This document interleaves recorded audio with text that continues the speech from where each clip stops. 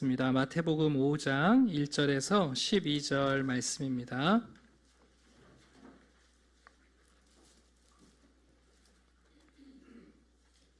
신약성경 책 5번째 페이지 마태복음 5장 1절에서 12절까지 말씀 교독하겠습니다. 예수께서 무리를 보시고 산에 올라가 앉으시니 제자들이 나아온지라. 심령이 가난한 자는 복이 있나니 천국이 그들의 것이며, 온유한 자는 복이 있나니 그들이 땅을 기업으로 받을 것이며,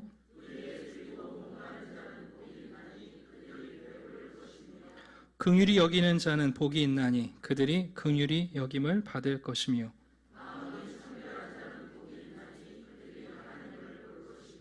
화평하게 하는 자는 복이 있나니 그들이 하나님의 아들이라 일컬음을 받을 것이며,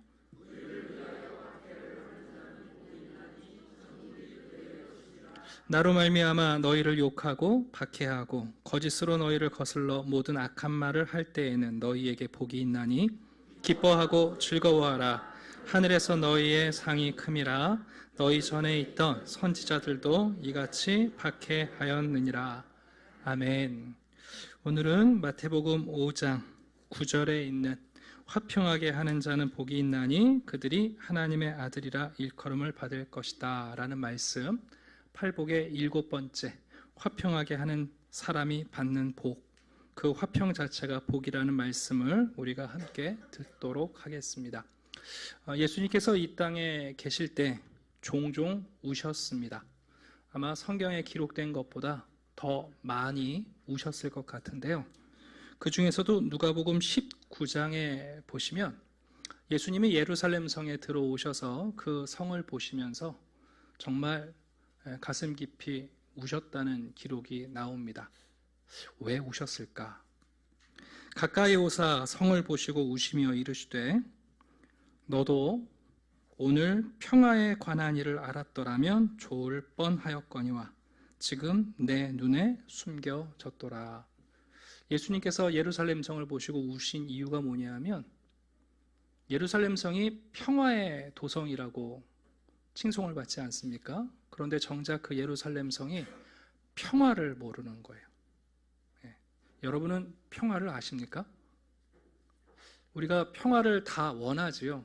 평화를 원하지 않는 사람이 어디 있겠습니까? 그런데 사람들이 평화를 좋아하는 해요.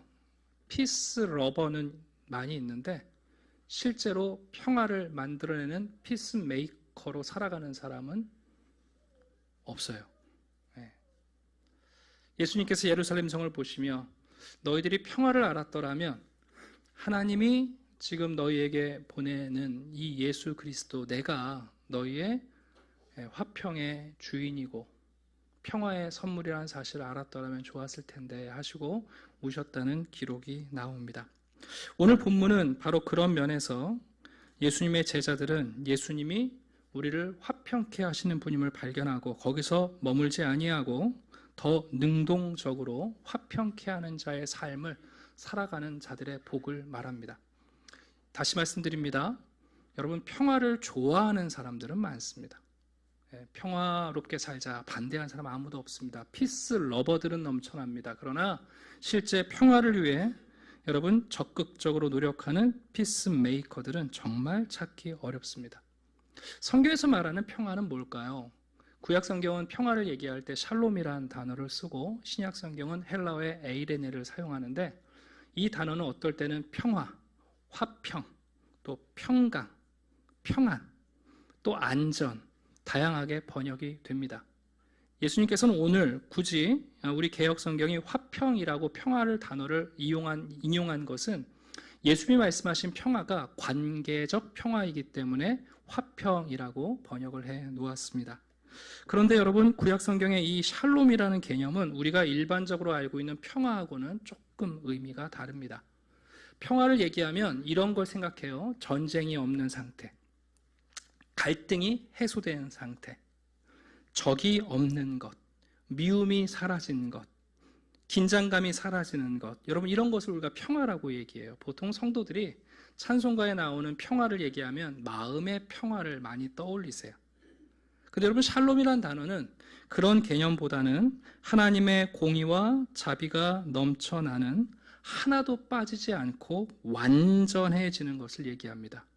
좀 어려우시죠? 이걸 아주 쉽게 말씀드리면, 일반적으로 세상에서 말하는 평화는 배제의 평화예요. 배척하고 제거하는 마이너스, 빼기의 평화예요. 그러니까 지금 평화를 깨트리는 인물이 있으면, 야, 저 사람 없어지면 좋겠다. 그럼 우리가 평화로울 텐데.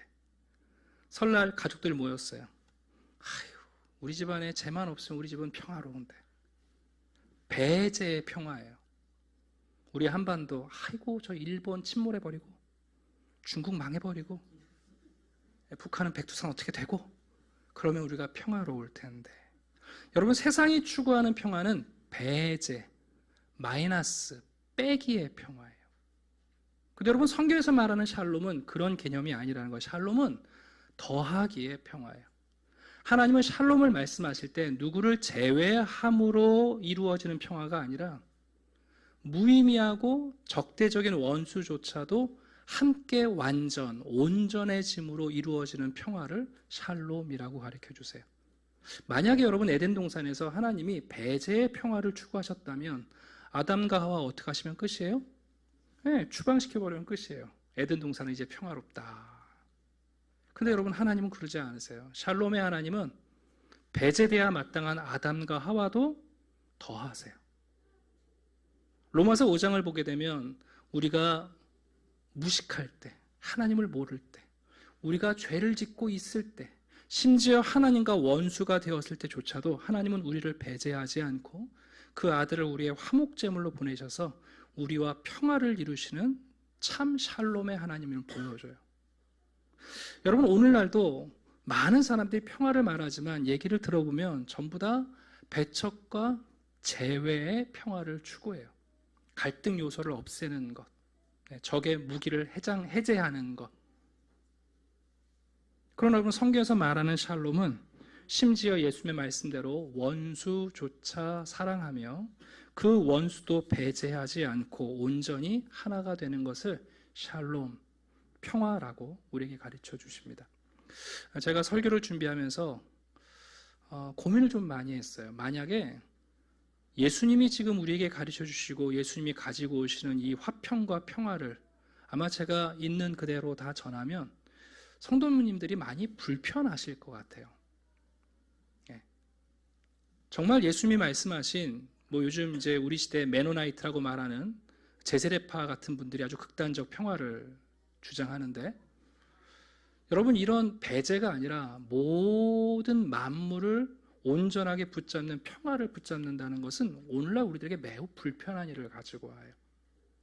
그럼에도 불구하고 우리가 하나님의 자녀라는 인정은 어디서 오는가? DNA 검사, 유전자 검사 하잖아요, 요즘요. 친자 확인할 때.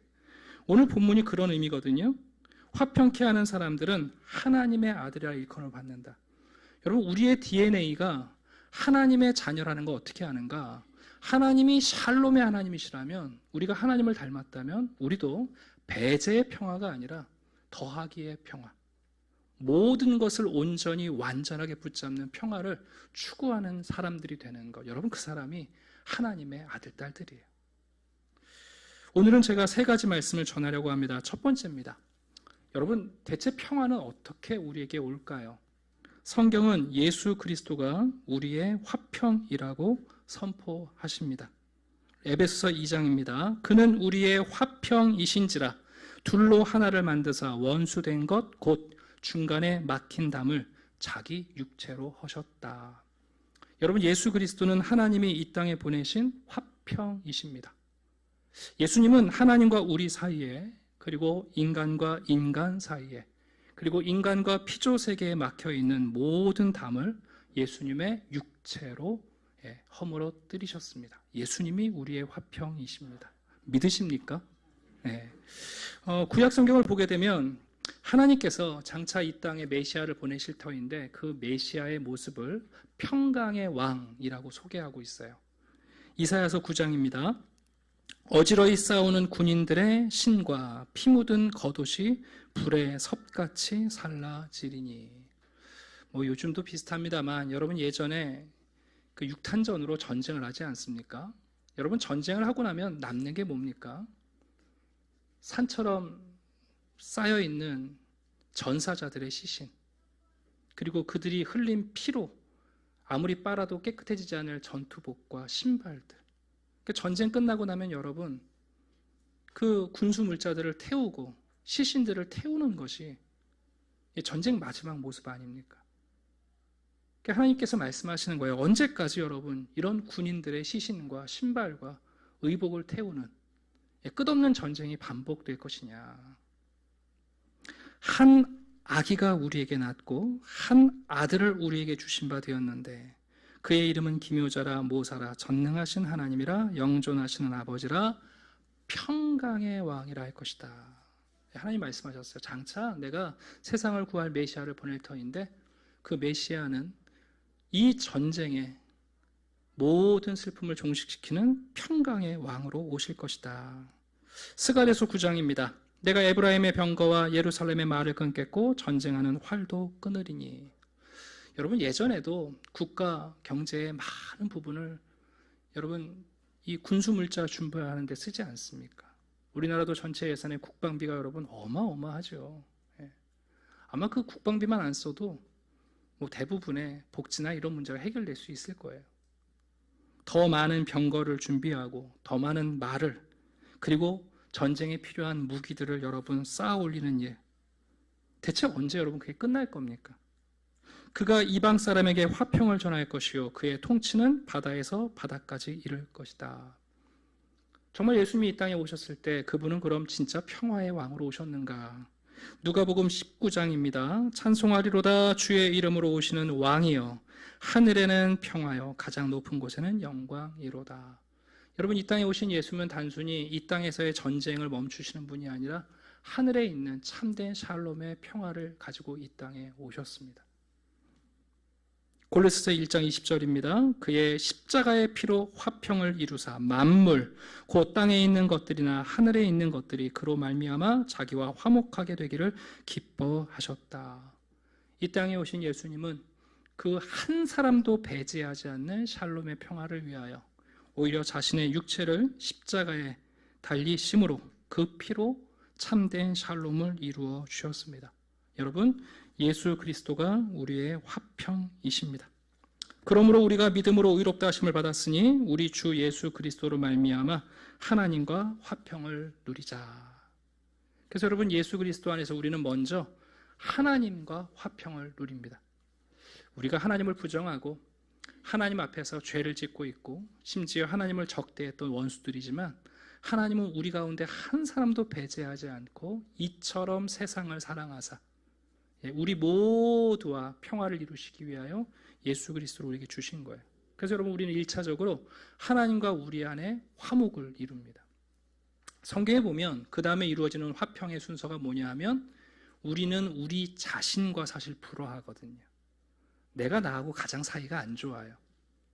예수 믿고 나면 어떤 일이 벌어지는가? 나와 내 자아가 화평을 이루어요. 바울이 말한 것처럼 이제는 내 안에 사는 것이 내가 아니다. 그리스도께서 사셔서 나를 섬겨주시고 나는 또한 내 안에 계신 그리스도를 섬김으로 내가 나와 화목을 이룹니다. 에베소서 골로새서를 보게 되면 그 다음에 또 어떤 일이 벌어집니까? 그리스도와 교회의 신비를 깨달아가면서 부부 사이의 화목이 이루어지죠. 그 다음은 여러분 부모와 자녀 사이, 기성세대와 새로운 세대 사이의 화목이 이루어집니다. 그럼 거기까지인가? 아니요. 한 걸음 더 나아가 종들과 상전의 관계까지 화목을 이루신다고. 여러분 신앙은 그 무엇 하나도 배제하지 않아요. 하나님의 샬롬의 영역 가운데 배제되거나 제외되어야 할 게 없어요. 하나님과 우리의 관계, 나 자신과의 화목, 부부 사이의 화목, 여러분 부모와 자녀 간의 화목, 그리고 여러분 심지어 각종 우리가 말하는 계급과 그리고 양극단에 있는 사람들까지도 여러분 하나님은 그리스도 안에서 참된 화목을 이루어 내십니다. 그러니 우리가 세상에서 말하는 배제의 평화를 추구하고 있었다면 여러분 이 시간 오늘 말씀을 우리가 묵상하면서 화평을 이룬다는 것이 무엇인가? 우리가 그리스도 안에서 만난 화목이 무엇인가? 여러분 다시 재고해 보셔야 됩니다. 제가 중학교 때 수련회를 갔는데 별 큰 기대 없이 갔는데 수련회 가니까 신나는 찬양을 많이 하더라고요. 그때 불렀던 찬양이 지금도 기억이 나는데 이런 곡이었어요. 세상은 평화 원하지만. 그때 제가 별로 평화가 없었던 모양이에요. 가사가 이렇습니다. 세상은 평화 원하지만 전쟁의 소문 더 늘어간다. 이 모든 인간 고통 두려움뿐 그 지겨움 끝없네. 그러나 주 여기 계시니 우리가 아들 믿을 때에 그의 영으로 하나 돼. 우리가 아들 믿을 때에 그의 영으로 하나 돼. 하나일세. 우리 모두 다 하나일세. 우리 모두 다 하나일세. 우리 모두 다 하나일세. 여러분 그렇습니다. 우리가 평화를 원하지만 우리에게 들리는 소문은 끝없는 전쟁의 소문입니다. 언제 우리가 참된 화목과 화평을 이룰 수 있는가? 여러분 예수 그리스도를 믿는 그 믿음 안에서 성령께서 우리를 화목의 영으로서 우리에게 역사해 주실 때 우리가 진짜 하나가 되는 참된 샬롬을 누리게 됩니다. 오늘 한 가지만 잊지 말고 기억해 주십시오. 성경에서 말하는 샬롬은 배제의 평화가 아닙니다. 모든 것이 완전한 온전한 평화입니다. 야당은 여당 없으면 평화를 누릴 것 같아요. 여당은 야당 없으면 평화를 누릴 것 같아요. 근데 여러분 그런 배제의 평화는 참된 평화가 아니에요. 우리 장로님도 기도하셨습니다만 정치 파트너잖아요. 그렇지 않습니까 여러분? 자꾸만 우리는 우리의 평화를 위하여 무엇을 배제해야 할 것인가부터 고민하지만 그건 여러분 성경이 말하는 화평이 아닙니다. 두 번째 우리가 기억할 것은 뭐냐 하면 예수님께서 우리 사이에 이 아름다운 화목을 이루어 주셨지만 우리 역시 이 사명을 갖고 있다는 겁니다. 고린도후서입니다. 모든 것이 하나님으로부터 났으니 저가 그리스도로 말미암아 우리와 자기를 화목하게 하시고 우리에게 화목하게 하는 직책을 주셨다라고 선포합니다. 여러분 예수님만 이 땅에 하나님과 우리 사이에 화목을 이루신 게 아니라 우리에게도 그렇게 화목을 이루는 사명을 맡겨 주셨습니다. 여러분 이 화평이라는 게 얼마나 중요하냐면 그 이후에 마태복음 5장 23절을 보시게 되면 예수님은 제사 드리는 것보다 형제와 화평하는 것이 더 중요하다 말씀하십니다. 마태복음 5장 44절을 가시면 심지어 여러분 원수와 다투는 것보다 원수를 사랑하고 원수와 함께 화평하는 것이 더 중요하다 하고 우리에게 말씀하고 있습니다. 그러니 우리에게 맡겨진 이 화목의 사역이 얼마나 폭넓고 얼마나 깊은 것인지 우리가 다시 깊이 고민하게 됩니다. 참 이게 어려운 것은 화평이 쉽게 오지 않는다는 겁니다. 한번 여러분 평화가 깨어진 가정 다시 화목하기가 쉽지 않습니다. 한번 관계가 끊어진 관계들 여러분 다시 평화를 누린다는 거 정말 어렵습니다. 왜 화목이 어려운가? 왜 화평이 어려운가? 첫 번째는 사실 세상이 평화를 원하지 않습니다. 사람들은 평화를 말하지만 평화를 추구하기보다는 경쟁하기를 원하고요. 투쟁해 보기를 원하고 승부를 내는 것을 더 원합니다. 세상의 속성이 그렇습니다. 평화를 말하지만 사실은 내가 지금 힘이 있거든요. 내가 능력이 있으니까 우리 한번 다퉈보자. 여러분 그거 세상이 더 좋아합니다. 또 한 가지는 세상은 평화를 말할 때 거짓된 평화를 추구합니다. 참 이상한 건 평화라는 말로 폭력을 정당화할 때가 있습니다. 그렇지 않습니까 여러분?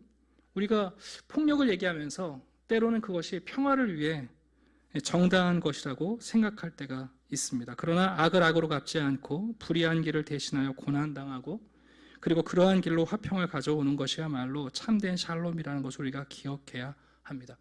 이제 마태복음을 읽어가시다 보면 제가 이제 마태복음 끝자리에서 말씀드리겠습니다만은 마태복음은 예수님의 생애와 예수님의 5편의 설교로 배치되어 있어요. 그 첫 번째 설교가 마태복음 5, 6, 7장에 있는 산상 설교이시고요. 마지막 설교가 마태복음 23, 24, 25장에 나오는 감람산 설교예요. 그런데 이 마태복음의 시작과 맞춰지는 설교는 짝을 이루고 있는데 산상 설교는 팔복으로 시작하고 있는데요. 마태복음 23장의 감람산 설교는 8화로 시작을 해요. 화 있을진저, 화 있을진저, 화 있을진저. 그래서 여러분 이 8개의 복과 8가지의 화를 딱 맞대보면 정확하게 맞아떨어져요. 그러니까 팔복을 우리가 지금 말씀 듣습니다만 마태복음 끝날 때쯤 다시 반면교사로 이해하게 될 거예요. 그 중에서 오늘 해당되는 말씀만 잠깐 제가 살펴드리면 화평하게 하는 자는 복이 있다. 저들이 하나님의 아들이라 부름받을 것이다에 대칭되는 말씀은 마태복음 23장에 가시면 이렇게 되어 있어요.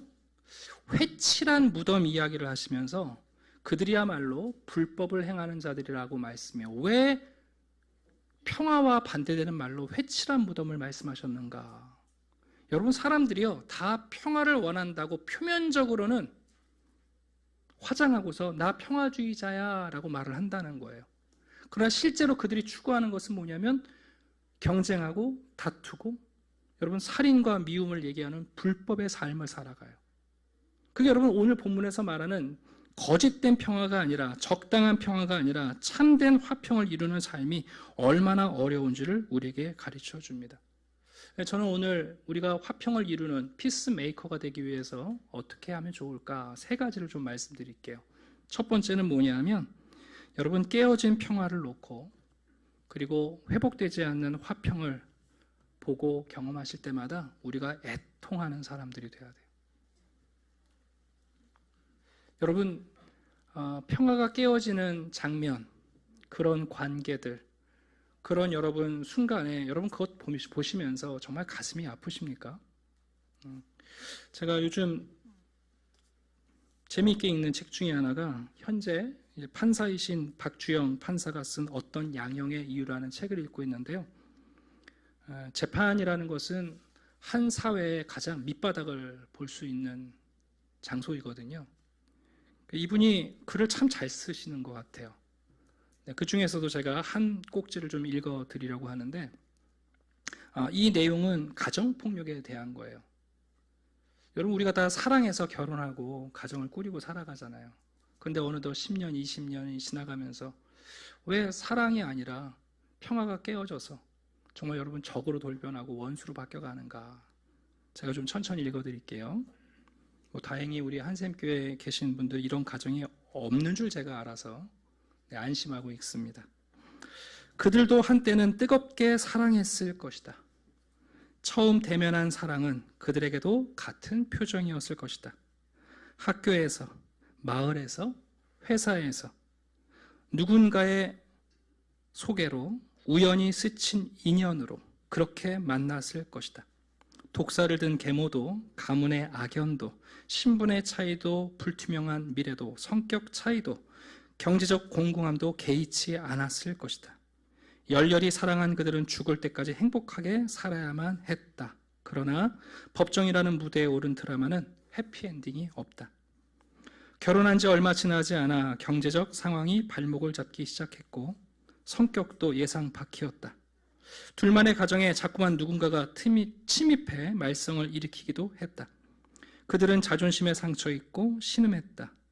이런 난관쯤은 사랑으로 극복해야 했으나 불행하게도 그들의 사랑의 총량은 결혼을 결정할 만큼이 전부였다. 밥상이 날아가고 가재도구가 부서졌다. 처음에는 살림살이였지만 이내 코와 이가 부러지고 갈비뼈가 으스러졌다. 아이들이 가장 예쁠 때가 항상 지금이듯 사랑이 가장 필요한 때도 바로 지금이다.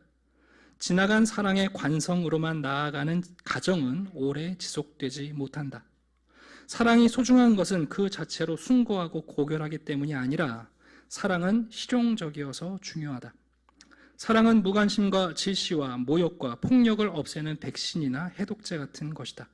증오가 왱왱거리며 삶을 위태롭게 할 때 무엇보다 사랑이 필요하지만 그들 사랑은 이미 바닥나 버렸다. 사랑은 폭력으로 대체되었다. 폭력만이 무너진 가장의 위신을 세우고 가정의 질서를 유지한다고 믿는 아버지는 밥상을 뒤엎다가 급기야 망치를 들어 아내와 딸을 때리고 칼로 그들의 얼굴을 그었다. 장르는 극적으로 바뀌었다. 아름다운 동화는 잔혹 동화가 되고 어느새 하드보일드가 되었다. 법정은 모든 아름다운 구축물을 해체하는 곳이다. 사랑은 맨 먼저 해체되고 결국 가정도 해체된다. 형사사건에서는 한 인간의 자유를 지지해준 법적 근거마저 해체시킨다. 재산을 나누고 아이도 나눈다. 사랑의 잔해를 뒤적이고 수습하다 보면 법정이 도축장이 아닌가 하는 생각도 든다. 법관은 굳어버린 사랑을 발라낸 다음 가정을 2분 도체, 4분 도체로 잘라내고 무두질을 한다. 법은 날카롭게 벼린 칼이고 법관은 발골사다. 우리 시대에 평화가 깨어진 가정의 한 단면을 재판장으로 그 마지막 장면을 보면서 참 이 글을 읽어나가는데 공감을 안 할 수가 없는 것 같아요. 여러분, 우리가 화목을 이루는 사람들이 되기 위해서 여러분, 평화가 깨어진 사람들과 장면 속에서 우리가 애통하는 마음이 있어야 돼요. 여러분, 그 마음을 잃어버리면 우리 또 거짓 평화를 회칠하든지 아니면 적당한 평화를 추구하든지 아니면 서론에 말씀드린 것처럼 배제의 평화를 추구하게 돼 있어요. 우리 가족들 가운데 누구 하나 없어지면 여러분 평화가 이루어지겠습니까? 교회 안에서도 종종 화목이 깨어지는 장면을 목격합니다. 여러분들이 아는 것보다 목회자는 더 많은 케이스를 접합니다. 참 안타깝죠, 여러분. 왜 그럴 수밖에 없을까? 어떻게 화평을 이룰 수 있는가? 제일 먼저 평화가 깨어진 장면을 보시면서 여러분, 우리 애통해야 됩니다. 이건 아닌데, 이 길이 아닌데. 두 번째는 뭐냐면 여러분, 화목을 이루려면 우리가 높아지는 마음이 아니라 녹아지는 삶을 갖추어야 합니다. 마가복음 9장에 보시게 되면 예수님이 십자가를 향하여 가실 때 제자들은 끊임없이 경쟁하고 분투했습니다. 누가 더 높은가? 누가 더 높은 자리에 올라갈 것인가? 그때 예수님이 이렇게 말씀하십니다. 소금은 좋은 것이로되 만일 소금이 그 맛을 잃으면 무엇으로 이를 짜게 하리요? 너희 속에 소금을 두고 서로 화목하라 하시니라. 여기 소금을 두고 화목하라라는 말씀이 원어적 의미로는 소금을 녹여서라는 뜻이 있습니다. 여러분, 우리는 소금처럼 녹아지기보다 높아지려고 할 때가 훨씬 많습니다. 여러분, 화목을 이룬다는 것, 평화를 이룬다는 것은 정말 예수님이 자신의 육체로 담을 하셨듯이 우리도 여러분 우리의 육체로 이루는 겁니다. 평화는 정신이 아니라 철학이 아니라 가치관이 아니라 평화는 몸으로 이루는 겁니다. 여러분, 이 의미를 잘 이해하셔야 합니다. 예수님조차도 십자가에서 자기 몸을 들여 화목을 이루셨다면 우리가 앉아서 말로 화평을 이룰 수는 없습니다. 여러분, 가정의 평화가 깨어지셨습니까? 공동체의 평화가 깨어졌습니까? 여러분, 그 막힌 담은 우리의 몸으로 녹여서 채워내는 겁니다. 이제는 전에 멀리 있던 너희가 그리스도 예수 안에서 그리스도의 피로 가까워졌느니라. 그는 우리의 화평이신지라. 중간에 막힌 담을 자기 육체로 하셨다. 여러분, 이 사실을 꼭 기억하십시오. 평화가 깨어진 곳에 우리의 육체를 녹여서 평화를 이루어내셔야 합니다. 마지막 한 가지는 뭐냐면 어떻게 성도들은 이런 평화를 이룰 수 있는가? 여러분, 하나님의 나라의 통치 이념이 평화입니다. 샬롬입니다. 그러니까 우리는 하나님의 나라가 결국은 이길 것을 확신해야만 어줍지 않은 협상가가 아니라 이 평화를 주장할 수 있습니다. 마태복음을 읽어가다 보면 좀 이상한 본문이 하나 나옵니다. 예수님이 화평이시고 우리가 화목해 하는 사역을 받았다 이렇게 되어 있잖아요. 또 샬롬이라는 것은 그 무엇도 배제하지 않는 평화라고 말씀을 드렸는데 정작 마태복음 10장에 예수님이 이렇게 말씀하세요. 내가 세상에 화평을 주러 온 줄로 생각하지 말라. 화평이 아니로 검을 주러 왔노라. 약간 모순 아닙니까, 여러분? 아니, 예수님께서 우리의 화평이신지라 선해놓고 나서 예수님이 내가 너희에게 화평을 주러 왔다고 생각하지 말아라. 나는 너희들에게 검을 주러 왔다 이렇게 얘기를 하세요. 이게 무슨 얘기일까요? 여러분, 우리가 적당한 평화를 원하면 우리의 화평이신 예수 그리스도의 복음을 전하기를 주저하게 됩니다. 여러분이 한번 생각해 보십시오. 예수님이 하나님과 우리 사이에 화목을 이루셨고 예수님이야말로 예수님 안에서 우리가 평화를 이룰 수 있는데, 여러분 사람들에게 이 예수 그리스도를 믿으셔야만 당신의 삶에 당신과 나 사이에 평화가 있습니다, 이거 복음 전해야 되는데, 이거 전하면 사람들이 싫어하거든요. 불편해해요. 그래서 여러분 적당히 평화를 사랑하는 사람들은 복음을 전하지 않는 거예요.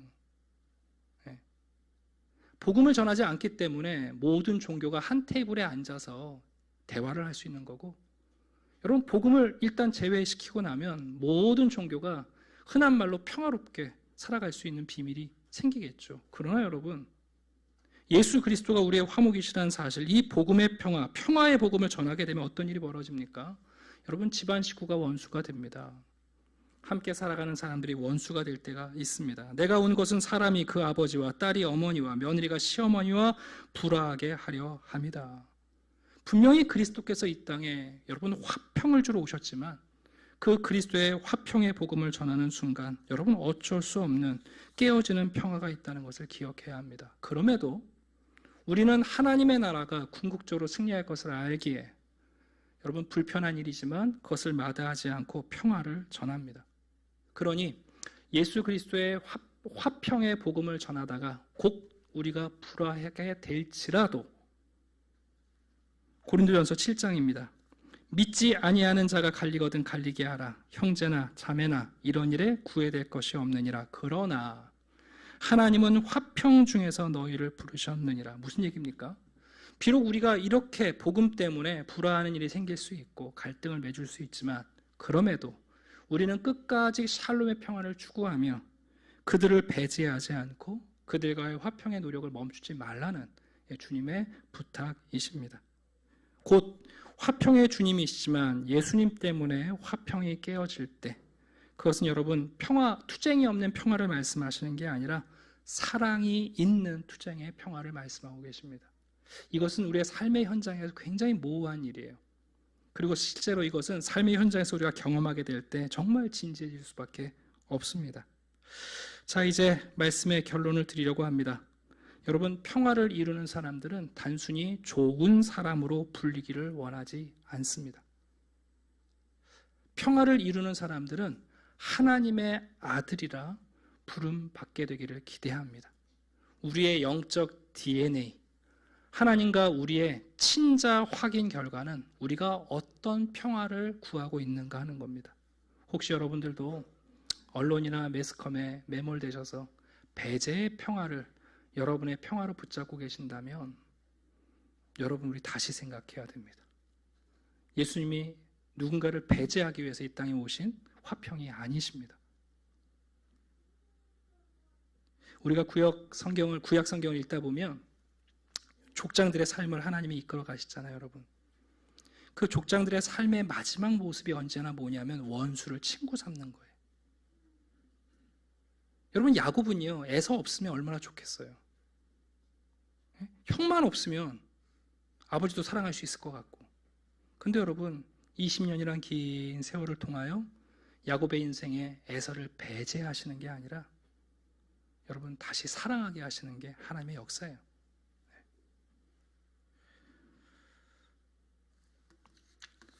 기독교 2000년 역사 가운데 우리에게 전해 내려오는 아름다운 기도가 한 편 있습니다. 아시시의 성 프란치스코라고 말하는 성자께서 평화의 기도를 우리에게 남겨놓으셨는데, 이분은 본래 이탈리아의 부유한 상인의 집에서 태어난 꽤 잘 나가는 아들이었어요. 전쟁에 나가서 전공을 세우기도 하고 실제로 십자군 전쟁에 나가다가 환상을 보고 그가 모든 것을 버리고 주의 종의 길을 걸었던 분이십니다. 자, 그분이 이런 기도를 우리에게 남겨놓으셨는데 제가 천천히 읽어드리고 마치겠습니다. 주여, 저를 당신의 도구로 써주소서. 미움이 있는 곳에 사랑을, 다툼이 있는 곳에 용서를, 분열이 있는 곳에 일치를, 의혹이 있는 곳에 신앙을, 그릇됨이 있는 곳에 진리를, 절망이 있는 곳에 희망을, 어두움의 빛을, 슬픔이 있는 곳에 기쁨을 가져오는 자 되게 하소서. 위로받기보다는 위로하고 이해받기보다는 이해하며 사랑받기보다는 사랑하게 하여 주옵소서.